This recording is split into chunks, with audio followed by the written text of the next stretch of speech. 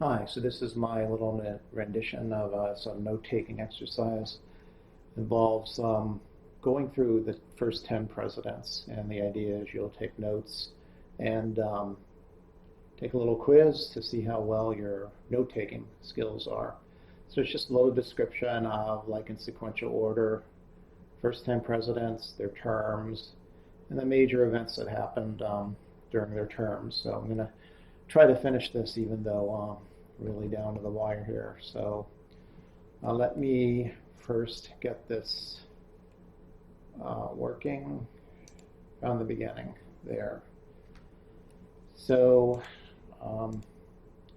first one, George Washington, 1789 to 1797, so that's 2 terms.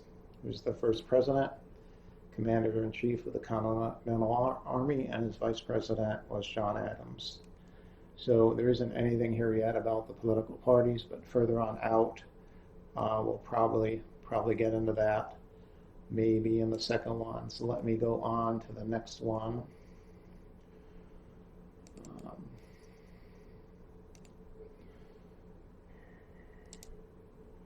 The next one, John Adams, 1 term, Federalist Party. So there were 2 parties at that time, Federalist and the Democratic Republican. So Federalist Party favored a strong central government and bank. They favored England over France in the French Revolution. So that was kind of the division here between the 2 parties, Federalist and the Democratic Republican Party. So they're always opposites, so just kind of like the Democrats and the Republicans today. If the Federalists favored a strong central government, the Democratic Republicans were more into states' rights. So he favored England over France in the French Revolution. There was a revolution in France going at the time, and the English favoring England would mean more like favored the English monarchy. So, and the vice president was Thomas Jefferson. So that was 1 term, 1797 to 1801. And I'm going to leave it up for a bit because allow you time to take notes and stuff from it.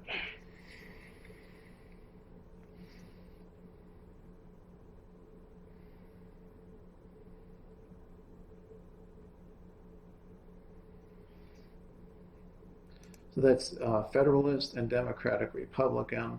And the next one, Thomas Jefferson. Let me make sure this is showing up. Yeah, so the next one is Thomas Jefferson.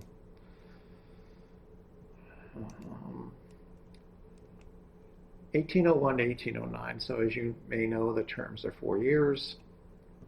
There's a very flattering, they're not photos for obvious reasons. They're paintings, but he would be the first one in the Democratic Republican Party. So he was into states' rights, meaning like Pennsylvania, Virginia, and so on, that would feel like they should have more power than the federal government. Favored France over England, and he was big on the French Revolution. Again, it was a revolution where they were overthrowing the monarchy, so I don't know roughly if you would consider Federalists to correspond to Republicans and Democratic Republican Party to correspond to Democrats, but it really doesn't. It's not really that good of a correspondence. It was 1801 to 1809, and it was the Louisiana Purchase from France was the big occurrence at that time, and that was 1803. So that was like during his first term. So I'm gonna, once again, I'm gonna leave it up. I'm doing this last minute, so I'm not sure if this is working out exactly the way I hope it's gonna work, but. And so let's see, now the next one. So I think the next one I actually have a little picture of the Louisiana Purchase. I spent like 3 hours on this. 1803, so it was a piece of land that was purchased from France for $15 million. which nowadays would be considered very cheap, but actually even back in those days it was a bargain. That's the area there. In the middle was the Louisiana Purchase, and then below it you can see the how that would be divvied up in terms of current states, our current map. So that was the map, the way people viewed the country back in 1803, and this would be the way people view the country now. So that was a purchase. They were taking advantage of the fact that, I guess, France was in financial trouble and they needed the money. So now the next one, Washington, Adams, and Jefferson. Then these two, Madison and Monroe, they're not as well known. So this is two terms, James Madison, 1809 to 1817. So again, Democratic Republican Party. That vice president, he's not an ancestor of Bill Clinton. But the big deal during his term was the War of 1812 against England. That was, past the American Revolution. This was a second attempt to regain the colonies. England tried to take back America. And so that occurred during his term. It was 1812. That was James Madison. And I'm going to let it sit there because this is a recording, and whenever I do this, people always want more time. So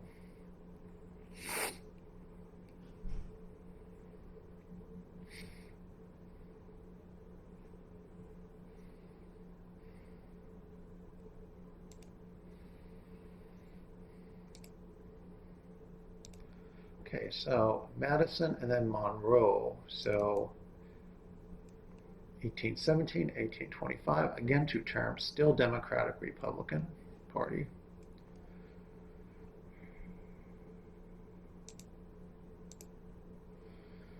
It was the Missouri Compromise. It's the thing that happened during his term. The whole controversy between the free and slave trade states. There was a big controversy here over the whole issue of slavery. So it was going on from the whole 1800s, for basically the whole century. And so there was a dispute over which states would be free and which states where slavery would be outlawed and which states where people could have, slavery could occur, people could have slaves. And that was during his term, and again, it was two terms. And I have a little blurb here on the Missouri Compromise.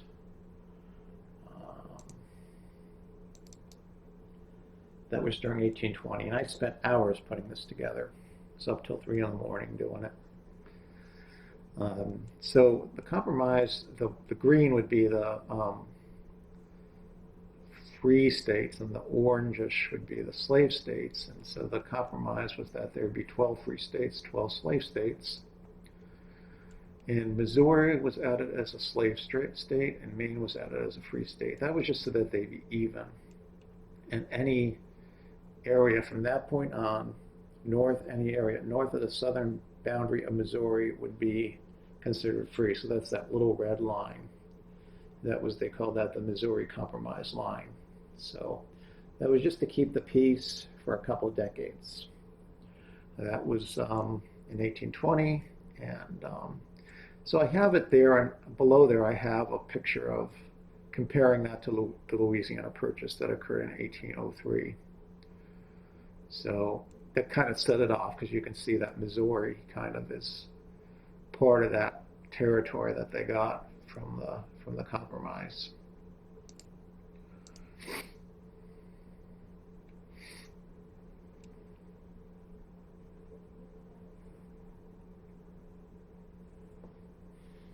Okay, so the next one.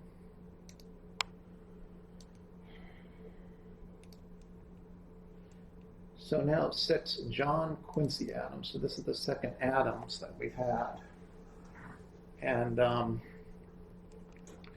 this is now just one term, still Democratic Republican Party. So there's a whole slew of them here. This was like the dominant party. And vice president, not really that important. The thing about him is there was a controversy over the election. I guess it was close, and so he was selected by the House of Representatives. Um, sorry about that. The House of Representatives had to actually vote on it, and he's actually the son of John Adams.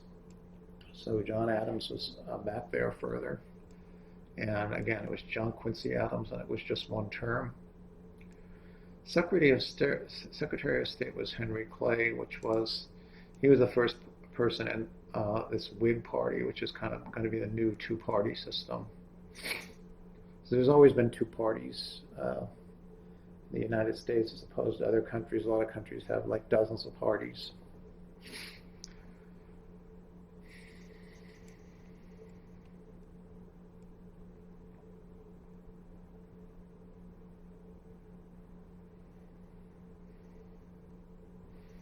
Next one would be Andrew Jackson, probably the most colorful of them, controversial. There's some pictures of him in his younger days. So there's two terms there, 1829, 1837. This is where we have a new two-party system, the Democrats and the Whigs. And he was the founder of the Democrat or the Democratic Party. He was very controversial. He was in a duel with this guy. I don't know what it was about, but first to have an assassination attempt on his life. Famous this is the Battle of New Orleans. This was during the War of 1812. So he was a hero, I guess, sort of, in this battle. Eliminated the second bank of the U.S., so that was like the Federal Reserve. So the Democratic Party, they didn't like the idea of a central bank. Whereas their opposition, the Whigs, they would be in favor of a second bank. The second bank being like a large bank that kind of controls the money. So it was like our Federal Reserve Bank. Forced relocation of American Indians. And he preferred the gold standard over fiat money, meaning gold standard meaning money is backed up by gold, which is the way it was up till like the mid-20th century, sort of. And fiat money meaning the government just creates money out of nothing. So the Democratic Party would prefer the gold standard. They didn't like having a central bank, whereas the Whigs were exactly the opposite. So that's 7. And here's my little blurb about end of the gold standard. So they called it the Nixon. This was under Richard Nixon. He was known for other things, namely Watergate, but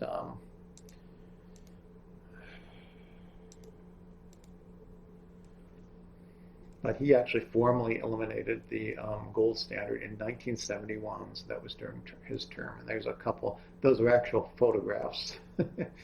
So those aren't paintings like the other ones. So, all right. Oh, I don't want that. Ooh.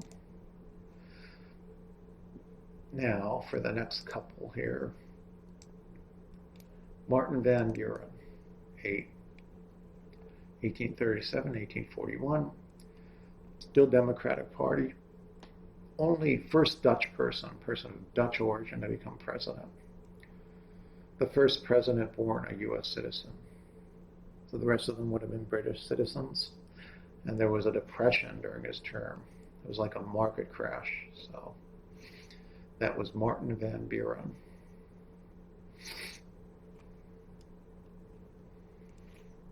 And okay, so the next one.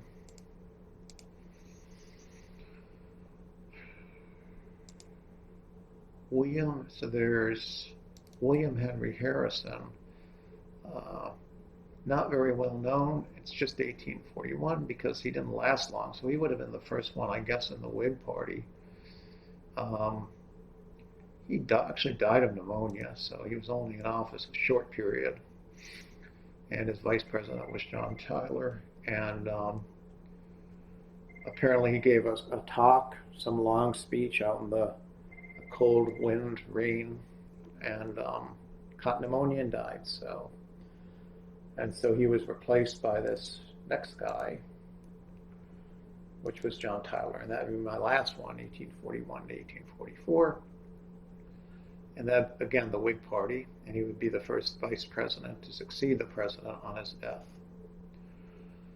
So that would be the first 10, and at some point I'll write out exactly how I would do this. I mean, I would write them out. I'd probably put the date ranges and use abbreviations for some of these things, like their vice presidents and stuff. But so that's it, and probably at some point I'll give you a little quiz to test your knowledge of this. Okay.